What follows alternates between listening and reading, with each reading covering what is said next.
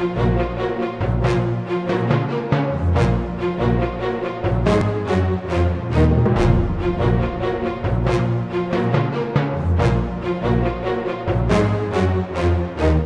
here today to give you an infomercial about pollution's effect on the ozone layer. Ozone is a naturally occurring greenhouse gas in nature that is mostly concentrated in the ozone layer, which is several miles above Earth's surface. The ozone layer protects us from harmful ultraviolet rays from the sun. It acts as a filter to prevent much of the UV light from reaching us on Earth. Ultraviolet light strikes oxygen atoms in the stratosphere and splits them into two oxygen atoms. Each of these atoms, when it encounters another oxygen molecule, combines with the molecule to make ozone. The UV light also breaks the ozone into an oxygen molecule and an oxygen atom. This is called the oxygen-ozone cycle, and it protects the Earth from UV radiation by converting the radiation to heat. For starters, let's go to talk to Smart Sally and see if she knows anything about pollution.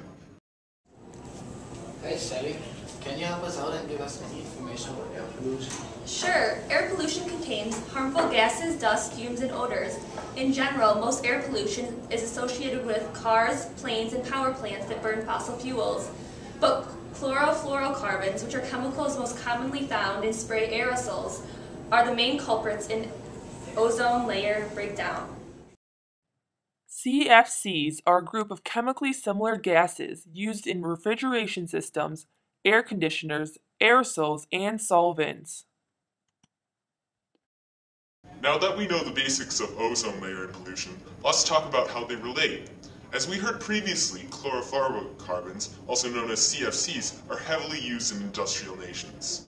To describe it in simple terms, when CFCs reach the upper atmosphere, they are exposed to ultraviolet rays, which cause them to break down into simple substances that include chlorine. The chlorine reacts with the oxygen atoms in ozone and rips apart the ozone molecule.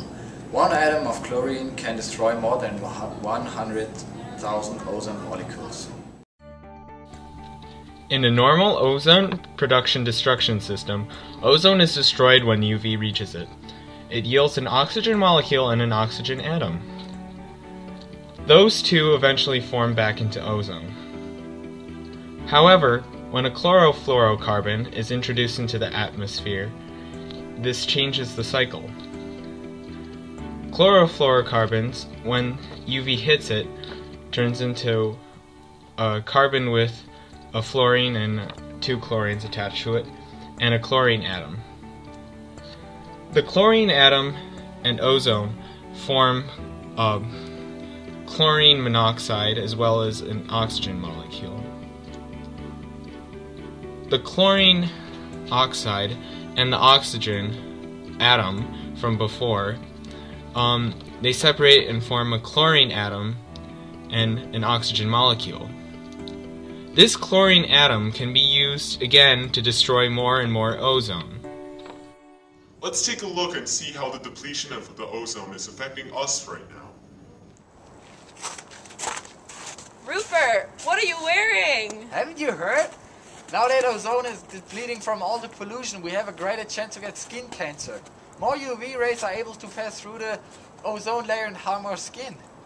Wow, we really need to stop this ozone depletion. Hey Adam, you know it's not sunny outside, right? Yeah, I know. Then why are you wearing sunglasses? Well, because UV rays can damage the eyes and the cornea. Although the ozone protects us from UV rays, it's not able to do its job as well because we're destroying it. Well, I guess I better go get my sunglasses so I don't go blind from UV ray damage. Bye! Hey Adam, come outside with everyone. It's such a nice day. No, don't you know that the UV rays damage my cells? What? How can UV rays kill your cells? The UV rays from the sun damage the DNA in the cell, which can disrupt cellular processes. This can either cause the cell to die or cause cancerous cells to be created. What? I really had no clue. I would rather stay inside and study with you. Not only does the depletion of the ozone affect us humans, but it also impacts agriculture, marine life, and animals.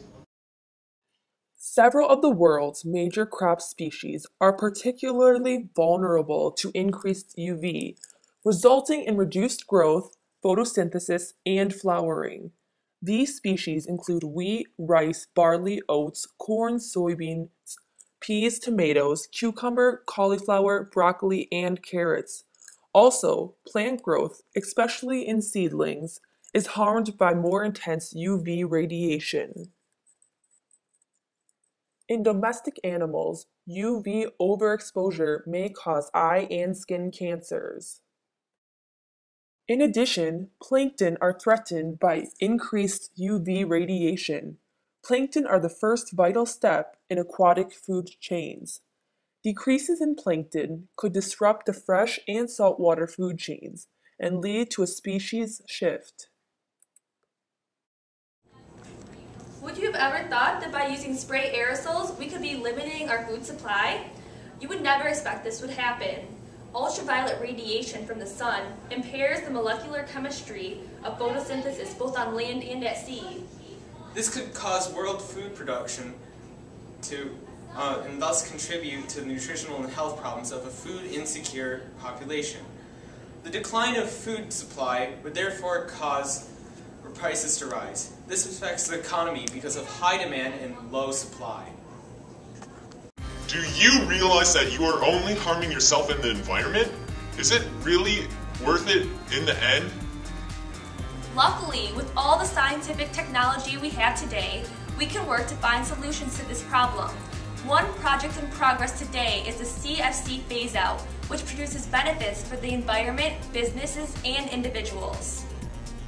Also, you may think that science has only a positive effect. It also does some harm.